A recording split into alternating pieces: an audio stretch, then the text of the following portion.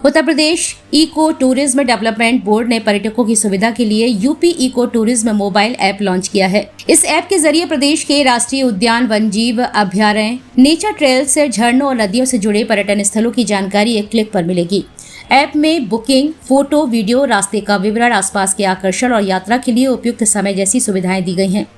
पर्यटक पसंदीदा स्थल सेव कर सकते हैं और अपनी समीक्षा व रेटिंग भी दे सकते हैं। सुरक्षा के लिए SOS emergency feature, location sharing और मौसम अलर्ट की सुविधा भी शामिल है। यह ऐप फिलहाल अंग्रेजी में उपलब्ध है और जल्द ही में हिंदी में भी आएगा। योगी सरकार होली के बाद प्रदेश के 3300 से अधिक किसानों को अनुदान पर कृषि यंत्र उपलब्ध कराएगी। इसके लिए 4 मार्च तक कृषि विभाग की वेबसाइट पर आवेदन करने वाले किसानों में से पात्र लाभार्थियों का चयन शुक्रवार को जनपदों में ई-लॉटरी के जरिए किया जाएगा। सबमिशन ऑन एग्रीकल्चर मैकेनाइजेशन योजना के तहत 2519 किसानों को फार्म मशीनरी, बैंक, कृषि ड्रोन और अन्य यंत्र दिए जाएंगे, जबकि फसल अवशेष प्रबंधन योजना के अंतर्गत 800 किसानों को लाभ मिलेगा। चयनित किसानों को 10 दिन के भीतर यंत्र खरीद कर रसीद व फोटो पोर्टल पर अपलोड करनी होगी। चयनित न होने वाले किसानों की जमानत राशि वापस कर दी जाएगी। परिषदीय प्राथमिक विद्यालयों की 2016 में निकली 12,460 सहायक अध्यापक भर्ती में रिक्त पदों के मामले में बेसिक शिक्षा विभाग ने सुप्रीम कोर्ट के निर्देश पर कार्रवाई शुरू कर दी है। विभाग अब भर्ती से जुड़े सभी याचिकाकर्ताओं की जिलावार मेरिट के आधार पर सूची तैयार करेगा। इसके लिए अभ्यर्थियों को 7 से 9 मार्च तक राज्य शैक्षिक तकनीकी संस्थान लखनऊ में उपस्थित होकर निर्धारित प्रारूप में अपनी जानकारी जमा करनी होगी। यह मामला अर्चना राय बनाम उत्तर प्रदेश राज्य याचिका से जुड़ा है। अब तक 11,804 अभ्यर्थियों को नियुक्ति मिल चुकी है, जबकि कुछ पद खाली हैं। मामले की अगली सुनवाई 18 मार्च को सुप्रीम कोर्ट में होगी।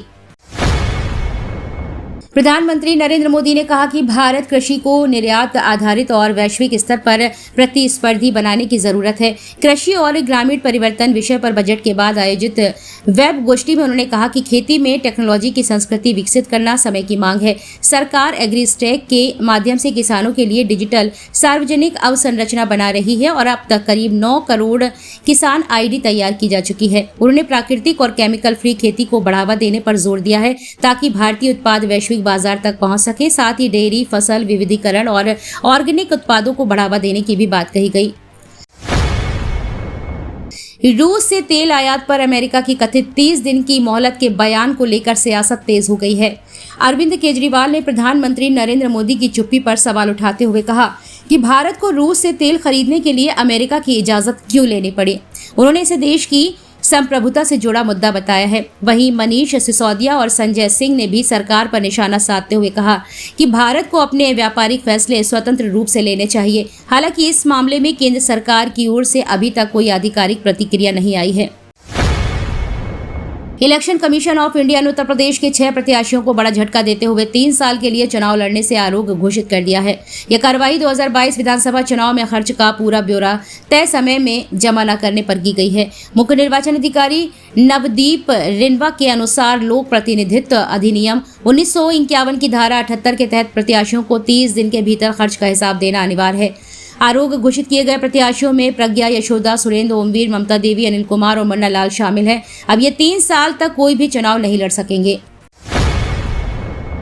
बिहार के मुख्यमंत्री नीतीश कुमार के राज्यसभा चुनाव के लिए नामांकन दाखिल करने के बाद सियासत गर्मा गई है। अखिलेश यादव ने इसे राजनीतिक साजिश बताते हुए भाजपा पर निशाना साधा। समाजवादी पार्टी ने कहा कि पिछड़ों के बड़े नेता होने के कारण नीतीश कुमार को प्रधानमंत्री बनाया जाना चाहिए था। वहीं विपक्ष दलों ने भी आरोप लगाया कि सरकार भाजपा बिहार की राजनीति में दखल देकर अपना एजेंडा लागू करना चाहती है।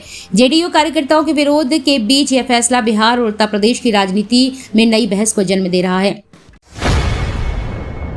कांशीराम की 92वीं जयंती पर बहुजन समाज पार्टी ने 15 मार्च को लखनऊ चलो का आह्वान किया है। राजधानी में कांशीराम स्मारक स्थल पर होने वाले कार्यक्रम में प्रदेश भर से हजारों कार्यकर्ताओं के जुटने की संभावना है। पार्टी के 12 मंडलों से कार्यकर्ताओं को लाने की तैयारी की जा रही है। कार्यक्रम में बसपा सुप्रीमो मायावती के संबोधन की भी संभावना जताई जा रही है। वहीं पार्टी के केंद्रीय संयोजक आकाश आनंद भी सक्रिय भूमिका में नजर आए। बसपा का कहना है कि आयोजन के जरिए बहुजन आंदोलन की विचारधारा को मजबूत करने और संगठन को सक्रिय करने का संदेश दिया जाएगा। उत्तर प्रदेश में योगी आदित्यनाथ सरकार के संभावित मंत्रिमंडल विस्तार को लेकर सियासी चर्चाएं तेज है। बताया जा रहा है कि प्रदर्शन के आधार पर 10 से 12 मंत्रियों में बदलाव हो सकता है और कुछ नए युवा चेहरों को मौका दिया जा सकता है। इसी बीच रक्षा मंत्री राजनाथ सिंह के बेटे और नोएडा विधायक पंकज सिंह को कैबिनेट में जगह मिलने की अटकलें भी तेज हो गई हैं। साथ ही तीसरे डिप्टी सीएम बनाए जाने को लेकर भी सस्पेंस बना हुआ है। माना जा रहा है कि जातीय और क्षेत्रीय संतुलन साधने के लिए कैबिनेट में नए चेहरों को शामिल किया जा सकता है। उत्तर प्रदेश में आगामी विधानसभा चुनाव को देखते हुए भारतीय जनता पार्टी ने अपनी चुनावी रणनीति तेज कर दी है। मुख्यमंत्री योगी आदित्यनाथ प्रदेश के अलग अलग क्षेत्रों में समन्वय बैठकों के जरिए सरकार, संगठन और राज्य स्तरीय स्वयं सेवक संघ के बीच तालमेल मजबूत करने में जुटे हैं। भाजपा SSS मॉडल सरकार, संगठन और संघ पर काम करते हुए बूथ स्तर तक नेटवर्क मजबूत करने की योजना बना रही है। बैठकों में सरकारी योजनाओं के प्रचार, कार्यकर्ताओं की सक्रियता बढ़ाने और जमीनी फीडबैक लेने पर जोर दिया जा रहा है। साथ ही चुनाव से पहले मंत्रिमंडल में संभावित फेरबदल को लेकर भी सियासी चर्चाएं तेज हैं। योगी आदित्यनाथ सरकार ने भ्रष्टाचार के मामलों में सख्त कार्रवाई करते हुए अल्पसंख्यक कल्याण विभाग के संयुक्त निदेशक शेषनाग पांडे को सेवा से बर्खास्त कर दिया है। जांच में उनके खिलाफ लगे 15 में से 14 आरोप सिद्ध पाए गए हैं, जिनमें से मदरसे में अवैध वेतन भुगतान और नियमों के विरुद्ध फैसले शामिल हैं। वहीं मेरठ में सहकारिता विभाग के तत्कालीन अधिकारी हरेंद्र कुमार के खिलाफ आय से अधिक संपत्ति के मामले में FIR दर्ज की गई है। विजिलेंस से जांच में करीब 68.57 लाख रुपए की अघोषित संपत्ति सामने आई है, जिसके बाद भ्रष्टाचार निवारण अधिनियम के तहत कार्रवाई शुरू कर दी गई है। चंद्रशेखर आजाद ने 2027 विधानसभा चुनाव की तैयारी तेज करते हुए सहारनपुर में पार्टी कार्यकर्ताओं के साथ अहम बैठक की है। आजाद समाज पार्टी प्रमुख ने बताया कि पार्टी ने 13 पिछड़ी जातियों को जोड़कर भाईचारा संगठन बनाया है, जो बूथ और सेक्टर स्तर पर काम करेगा। इसमें प्रजापति, कश्यप और विश्वकर्मा समाज के लोगों को जिम्मेदारियां दी जा रही हैं। उन्होंने कहा है कि यह मॉडल पहले मायावती के समय की भाईचारा समिति की तरह काम करेगा। राजनीतिक जानकारी के मुताबिक रणनीति से पश्चिमी यूपी में बहुजन समाज पार्टी की मुश्किलें बढ़ सकती हैं। पूर्व सिटी मजिस्ट्रेट अलंकार अग्निहोत्री ने नई राजनीतिक पार्टी बनाकर उत्तर प्रदेश की सभी 403 विधानसभा सीटों पर चुनाव लड़ने की घोषणा की है। होली मिलन समारोह में उन्होंने कहा है कि पार्टी का पंजीकरण इलेक्शन कमीशन ऑफ इंडिया में कराया जा रहा है और जल्द ही औपचारिकताएं पूरी होंगी। अग्निहोत्री ने दावा किया कि 50 से 60% कोर वोटर उनके साथ हैं। उन्होंने मौजूदा सरकारों की नीतियों पर सवाल उठाते हुए कहा कि उनकी पार्टी सवर्ण और सनातनी समाज की राजनीति हिस्सेदारी सुनिश्चित करने के लिए काम करेगी और जरूरत पड़ने पर गठबंधन के लिए भी तैयार है। सोशल मीडिया इन्फ्लुएंसर सलीम वास्तिक को 7 दिन बाद होश आ गया है। 27 फरवरी को हुए जानलेवा हमले के बाद उनका इलाज दिल्ली के मैक्स हॉस्पिटल में चल रहा है। डॉक्टर्स के मुताबिक सलीम ने प्रतिक्रिया देनी शुरू कर दी है, लेकिन गले पर गहरे जख्म के कारण फिलहाल वे बोल नहीं पा रहे हैं। सुरक्षा कारणों से अस्पताल के बाहर कड़ी पुलिस तैनाती की गई है। मामले में आरोपी 2 भाइयों के एनकाउंटर पर उनके पिता ने सवाल उठाए हैं, जबकि पुलिस हमले के मास्टरमाइंड की तलाश में जुटी है। पश्चिमी उत्तर प्रदेश में 7 मार्च 2026 को मौसम सामान्य से थोड़ा गर्म रहने की संभावना है। मौसम विभाग के मुताबिक अधिकांश जिलों में दिन भर आसमान साफ रहेगा और तेज धूप निकल सकती है। अधिकतम तापमान 30 से 33 डिग्री सेल्सियस और न्यूनतम तापमान 14 से 17 डिग्री सेल्सियस के आसपास रहने का अनुमान है। सुबह और शाम के समय हल्की ठंडक महसूस हो सकती है, जबकि दोपहर में गर्मी बढ़ेगी। हवाएं हल्की से मध्यम गति से चलेंगी। फिलहाल बारिश की कोई संभावना नहीं जताई गई है। हालांकि पहाड़ी क्षेत्रों में सक्रिय पश्चिमी विक्षोभ का हल्का प्रभाव मौसम में मामूली बदलाव ला सकता है।